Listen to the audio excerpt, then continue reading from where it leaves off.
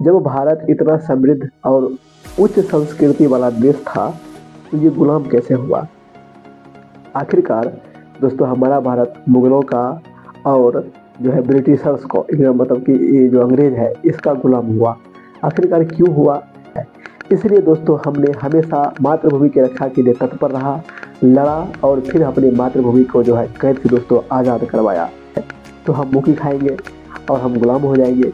यही हुआ दोस्तों। और ब्रिटिश ने भी यही किया कि उन्होंने दोस्तों नया नया वेपन्स लेकर आया, जैसे बंदूक लेकर आया दोस्तों।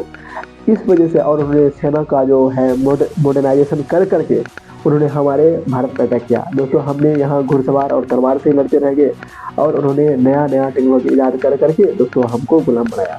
तो दोस्तों आज भी यही हो रहा है हमारे देश में। हम भी दोस्तों क्या करते हैं, अपना टेक्नोलॉजी डेवलप करने की जगह पर हम क्या करते हैं कि वेस्टर्न देशों से टेक्नोलॉजी को खरीद रहे हैं। वेस्टर्न देशों से जो टेक्नोलॉजी हमारे पास आ रही है दोस्तों हम उस पर डिपेंड हैं, और फिर भी हम दोस्तों अपने देश में इस टेक्नोलॉजी को जो है आगे नहीं बढ़ा रहे दोस्तों। ये साइड है कि हम गुलाम रहते हैं और अभी भी अपना टेक्नोलॉजी को आगे नहीं बढ़ाया। यदि हमने फिर दूसरे देशों पर निर्भर रहना शुरू कर दिया तो दोस्तों आने वाली संभावना ये है कि हम फिर विदेशी ताकतों के गुलाम हो जाएंगे। हेलो दोस्तों, स्वागत है आप लोगों का हमारे यूट्यूब चैनल गोडसे प्रजापति में। दोस्तों हमारा भारत जो कि हमेशा से ही कल्चर और संस्कृति से समृद्ध रहा है, और इसमें दोस्तों आप जानते हैं कि वेद और पुराण और प्लस हमारे जो शास्त्र और उपनिषद है ये हमेशा सर्वोपरि रहा है।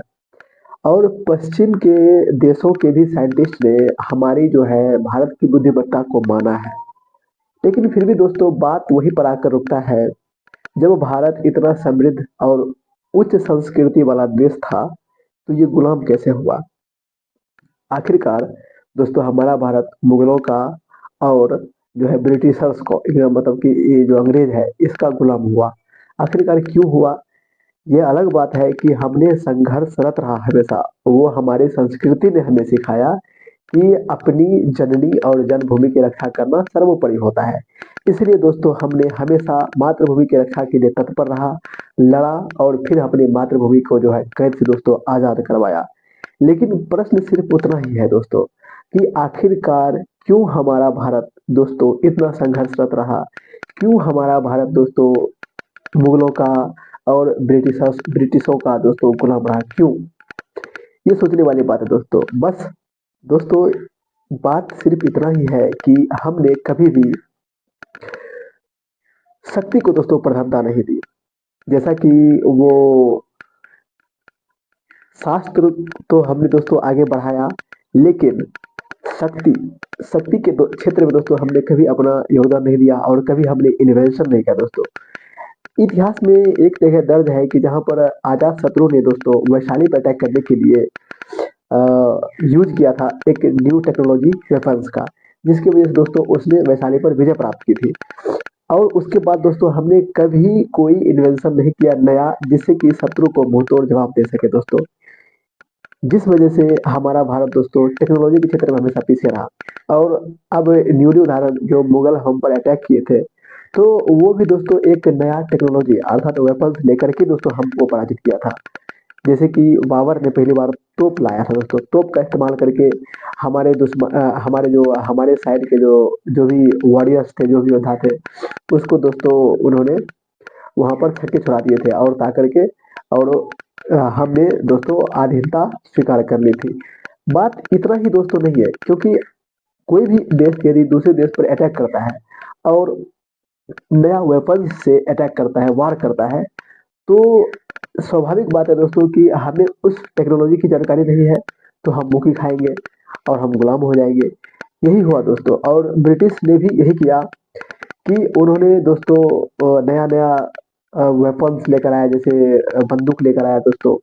इस वजह से और उन्होंने सेना का जो है मॉडर्नाइजेशन कर करके उन्होंने हमारे भारत पर अटैक किया दोस्तों। हमने यहाँ घुड़सवार और तलवार से लड़ते रह गए और उन्होंने नया नया टेक्नोलॉजी ईजाद कर करके दोस्तों हमको गुलाम बनाया।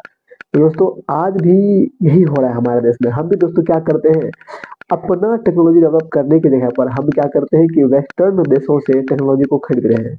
वेस्टर्न देशों से जो टेक्नोलॉजी हमारे पास आ रही है दोस्तों, हम उस पर डिपेंड है, और फिर भी हम दोस्तों अपने देश में इस टेक्नोलॉजी को जो है आगे नहीं बढ़ा रहे हैं।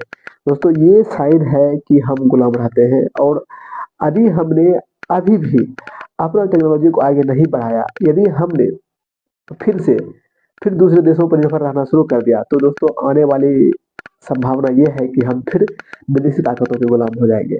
दोस्तों समझने की बात है, आखिरकार हमारे देश में टैलेंट की कमी थोड़े है। यदि सरकार कोशिश करे, यदि ऐसा इन्वायरमेंट बने, तो हमारे देश का बच्चा बच्चा दोस्तों टेक्नोलॉजी के क्षेत्र में नंबर वन हो जाएगा। आखिरकार हम इतना समृद्ध संस्कृति है, कल्चर है, और जो कि लगभग ऑलमोस्ट सारे कल्चर खत्म हो गए, लेकिन हमारे भारत के कल्चर अभी तक बचे हैं, और जिस देश की सभ्यता बची रहती है दोस्तों, उस देश की उन्नति होना तय है। तो आखिरकार थोड़ा सा भी यदि प्रयास भारत की सरकार और पॉलिटिशियन कर ले, तो इस देश का बच्चा बच्चा टेक्नोलॉजी में महारत हासिल हो जाएगा, और हम वो देश बन जाएंगे जिसको फिर दुनिया में कोई आंख उठाकर नहीं देख पाएगा। फिर हम कभी पराजित नहीं हो पाएंगे। दोस्तों समझने वाली बात है, टेक्नोलॉजी होना चाहिए, और सरकार को कम से कम साइंस एंड टेक्नोलॉजी में देश को प्राथमिकता देनी चाहिए। इससे ये होगा दोस्तों, मॉडर्नाइजेशन के साथ साथ आध्यात्मिकता और हमारे कल्चर के साथ साथ दोस्तों साइंस एंड टेक्नोलॉजी में हमारे देश को एकदम आगे आगे कर देना चाहिए सरकार को, ताकि देश फिर से मजबूत हो सके, और हम फिर से दोस्तों विश्व का सिरमौर देश कहलाए। दोस्तों ऐसे नहीं हमारे जो है महासागर का नाम इंडियन ओशन पड़ा, क्योंकि हमारे पूर्वज योद्धा थे और वो लड़े थे। और दोस्तों ये संस्कृति अभी तक जीवित है। इसका मतलब ये रहा कि हमारे पूर्वजों ने संघर्ष किया और विदेशी ताकतों से हमारे देश को आजाद करवाया। दोस्तों अभी तब जाकर के हम आजाद हवा में सांस ले पा रहे हैं, और ये जरूरी है दोस्तों कि यदि हम देश को मजबूत करना चाहते हैं, तो हमें फिर से अपने पूर्वजों की जो है वीर गाथाएं याद रखनी चाहिए, और हमें खास करके साइंस एंड टेक्नोलॉजी में देश को नंबर वन बनाना चाहिए, ताकि ताकि हम नए नए टेक्नोलॉजी इजाद कर सके, और ताकि कोई भी देश हम पर दोस्तों अटैक ना कर पाए। दोस्तों सीधी सी बात है, नेक्स्ट वार किसी वेपन से या कोई बंदूक से नहीं होने वाली है। नेक्स्ट जो वार होगा दोस्तों, युद्ध होगा, वो 100% दोस्तों साइबर और टेक्निकल वार होगा। तो इसमें हमारे जो नौजवान है इसको आगे आना चाहिए, और हमारे पॉलिटिशियन जो है इसको इसमें कुछ नया करनी चाहिए, ताकि देश दोस्तों आगे निकल सके।